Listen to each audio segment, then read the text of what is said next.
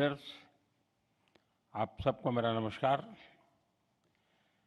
Bharat European union business forum में भाग लेने पर मुझे बहुत ही खुशी हो रही है। यूरोपियन यूनियन काउंसिल और कमीशन के प्रेसिडेंट की यह भारत यात्रा कोई साधारण डिप्लोमेटिक दौरा नहीं है। यह भारत यूरोपियन यूनियन रिश्तों में एक नए युग का शंखनाद है।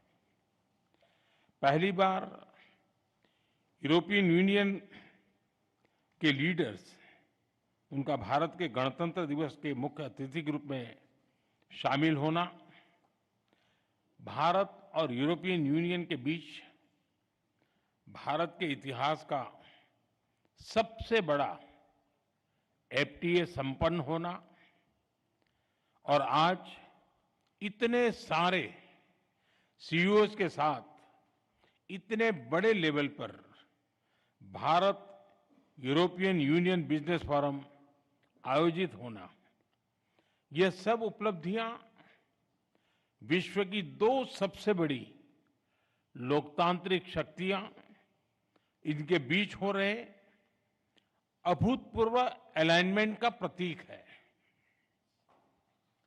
फ्रेंड्स, यह अलाइनमेंट कोई एक्सीडेंट नहीं है। मार्केट इकोनॉमीज होने के नाते हमारे साझा मूल्य हैं। वैश्विक स्थिरता के प्रति हमारी साझा प्राथमिकताएं हैं और ओपन सोसाइटीज के रूप में हमारे लोगों के बीच स्वाभाविक जुड़ाव भी है। इसी मजबूत आधार पर हम अपनी साझेदारी को नई ऊंचाई दे रहे हैं। हम इसे विश्व की सबसे प्रभावशाली साझेदारियों में से स्थापित कर रहे हैं और इसके नतीजे भी हमें साफ दिख रहे हैं। पिछले 10 वर्षों में हमारा व्यापार दोगुना होकर 180 बिलियन यूरो तक पहुंच गया है। भारत में 6,000 से अधिक यूरोपीय कंपनियां काम कर रही हैं। यूरोपियन यूनियन से भारत में 120 बिलियन यूरो से अधिक का निवेश है। भारत की 1500 कंपनियां यूरोपियन यूनियन में मौजूद है और वहां भारतीय निवेश लगभग 40 बिलियन यूरो तक पहुंच चुका है। आज भारत और यूरोपियन कंपनीज के बीच R&D, मैन्युफैक्चरिंग और सर्विसेज, हर क्षेत्र में गहरा सहयोग है और आप जैसे बिजनेस लीडर्स इसके कर्ता भी हैं और लाभार्थी भी। फ्रेंड्स, अब समय है कि हम इस साझेदारी को whole of the society partnership बनाएं। इसी सोच के साथ हमने आज एक व्यापक एफटीए पूरा किया है।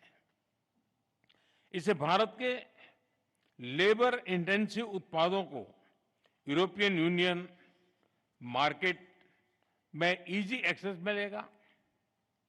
इसमें विशेष तौर पर textile, James and jewellery, auto parts और इंजीनियरिंग गुड्स शामिल हैं।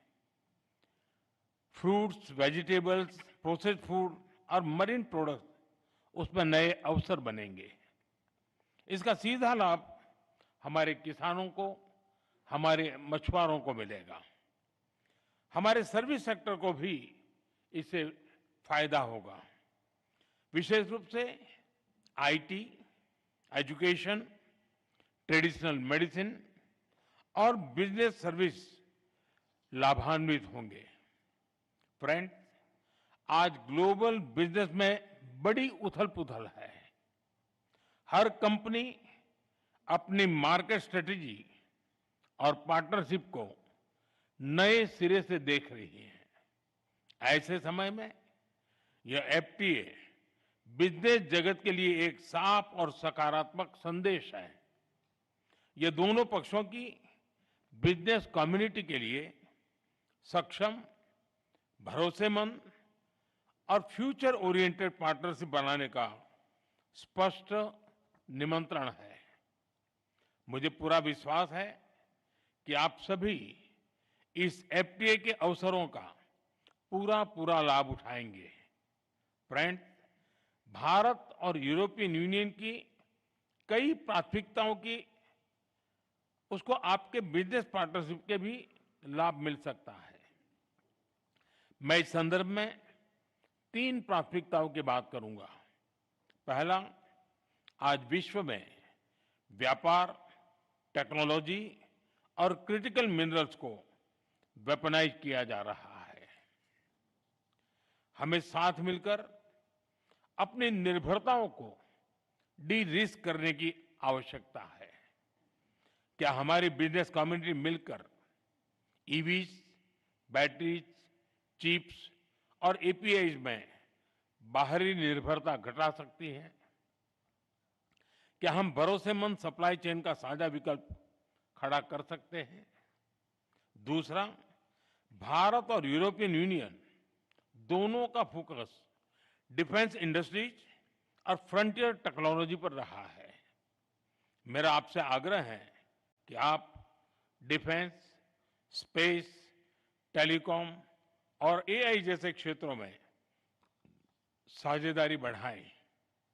तीसरा, एक क्लीन एंड सस्टेनेबल फ्यूचर दोनों की प्राथमिकता है। ग्रीन हाइड्रोजन से लेकर सोलर एनर्जी और स्मार्ट ग्रिड, हर क्षेत्र में हमें ज्वाइंट रिसर्च और इन्वेस्टमेंट बढ़ाना चाहिए।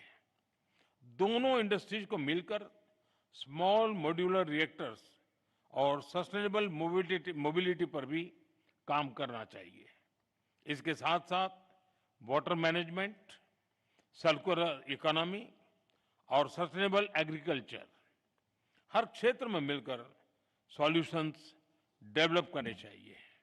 फ्रेंड, आज के इन ऐतिहासिक निर्णयों के बाद अब विशेष जिम्मेदारी आप सभी पर है। अब अगला कदम बिजनेस कम्युनिटी को उठाना है। The ball is on your court. आपके आपसी सहयोग से ही हमारी साझेदारी, ट्रस्ट, रीच और स्केल मिलेगा।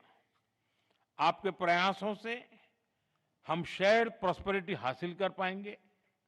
आइए हम अपनी अपनी क्षमताएं जोड़ें और पूरी दुनिया के लिए ग्रोथ का डबल इंजन बने। बहुत बहुत धन्यवाद।